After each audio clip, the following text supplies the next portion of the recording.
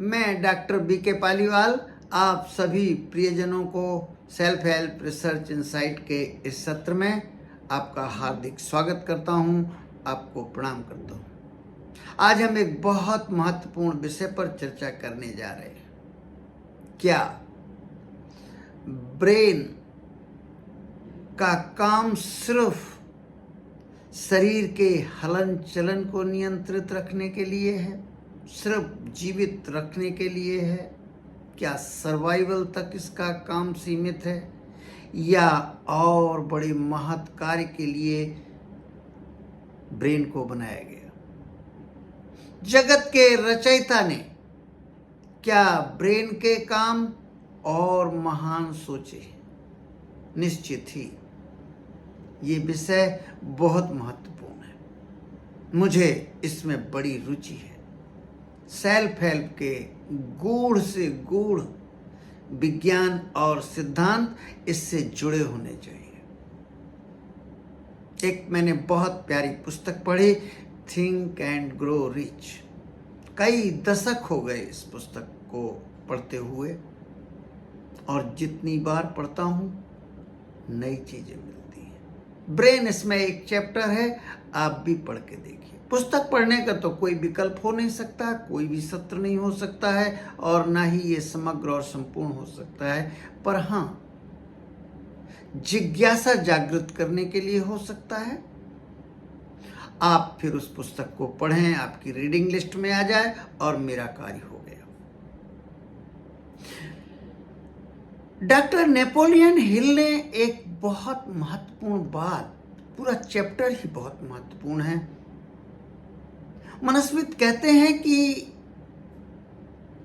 ब्रह्मांड की जटिलतम संरचनाओं में से एक ब्रेन को माना जाना चाहिए। बिलियंस ऑफ नर्व सेल्स एकदम सुनियोजित और व्यवस्थित तौर पर जुड़े हुए हैं और छोटा सा शरीर का मुश्किल 2% वजन का ये अंग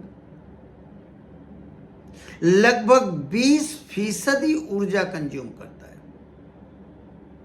और ये भी जानता है कि यदि कोई काम कोई व्यक्ति बार बार करता है तो फिर वो उसको ऑटो पायलट में डाल देता है, फिर उसके लिए ज्यादा ऊर्जा कंज्यूम नहीं होती है, न्यूनतम ऊर्जा में काम चल जाता है। ये सब इनफाइनाइट इंटेलिजेंस का काम ऑलरेडी किया हुआ है। महान बात क्या होनी चाहिए? शरीर का हलन चलन, पाचन तंत्र, सर्वाइवल मैकेनिज्म, ये सब बातें हम लोग जान चुके हैं, पर पूरी गुत्थी ब्रेन के बारे में सुलझ गई है, ये बात सही नहीं है। पूरी संभावनाएं इस बात की हैं कि ब्रह्मांड के और जगत के रचयिता ने ब्रेन को और बड़े महान काम सौंपे हुए हैं। जैसे कि ब्रह्मांड से यदि कोई ब्रॉडकास्ट किया जाए, कोई संचार, कोई संदेश हमारे लिए प्रेषित किया जाए, तो ब्रेन में उसे ग्रहण करने की क्षमता होनी चाहिए, रिसीविंग स्टेशन होना चाहिए इसको। और भी ऑथर नेपोलियन हिल कहते हैं, अगर हमें ब्रह्मांड को कोई संचार, कोई संदेश प्रेषित करना है तो ब्रेन में ये संभावनाएं छुपी होनी चाहिए कि हम ब्रेन के माध्यम से कोई संदेश प्रसारित करें और वो पूरे ब्रह्मांड में चला जाए। यदि ये संभावनाएं, ये प्रयोग सिद्ध हो जाए, इंपीरिकल हो जाए, तो भला इससे बड़ा फिर क्या? फिर तो जितना जानते जाते हैं हम ब्रेन के बारे में, उतना ही जिज्ञासा और भी बढ़ती जाती है। अभी तक ऐसा नहीं कि इस पर काम कम हुआ है, काम तो बहुत हुआ, पर हां वही वाली बात कि जितना जानते जाते हैं उतनी जिज्ञासा और बढ़ती जाती है और नए प्रश्न खड़े होते चले जाते हैं। तो क्या सनातन साहित्य में इस संबंध में कहा गया है? श्रीमद् भगवत गीता में इसके बारे में क्या कहा गया? 5000 वर्ष पूर्व इसकी क्या जानकारी थी? उद्रेतात्मा आत्मनम ना आत्मनम अवसादयेत आत्मेव ही आत्मना बंधुरात्मा रिपु आत्मना।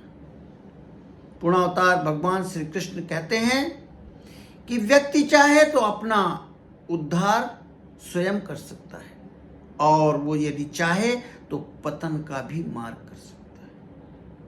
आपका मन चाहे तो उसको शत्रु बना लो और चाहो तो उसको परम प्रिय मित्र, बुजम फ्रेंड बना लो। यही बात ब्रेन के बारे में है, नर्वस सिस्टम के बारे में है, आदतों के बारे में है।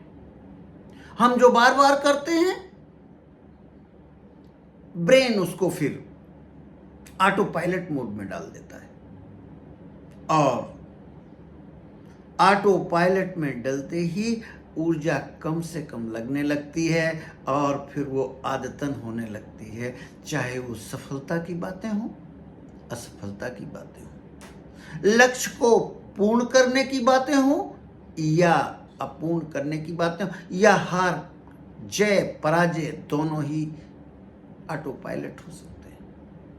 आपने देखा होगा कि बहुत लोगों के बारे में कहा जाता है कि ये तो धूल में भी हाथ लगा दे तो सोना हो जाता है, और दूसरे ऐसे लोग भी हैं जिनके बारे में कहा जाता है कि सोने को हाथ अगर लगा दे तो राख बन जाएगी।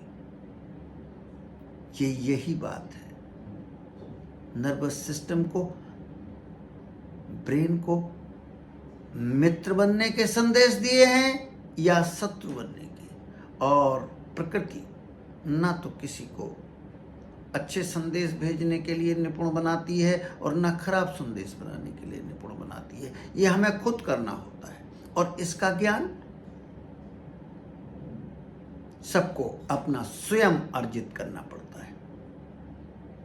ब्रेन के बारे में बहुत कम चीजें हमें पता है, लेकिन हाँ, हैप्पी केमिकल्स के बारे में तो आपने सुना ही होगा।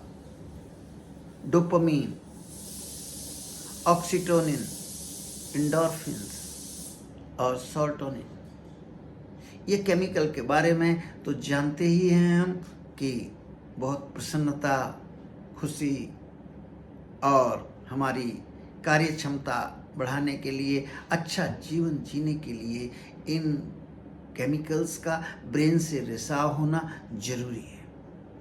कॉर्टिसोल के बारे में भी आपने सुना होगा, ये सैड केमिकल है। मेलामाइन के बारे में भी सुना होगा, नींद का केमिकल है। लेकिन सभी एक ही तरफ इशारा करते हैं कि ये छोटा सा 2% शरीर के वजन का अंग बहुत ही काम का है। सेल्फ हेल्प में ये मुझे बहुत उत्तेजित करता है कि हमें इसके बारे में और जानकारी चाहिए। जानकारी से ज्यादा क्रियान्वयन चाहिए।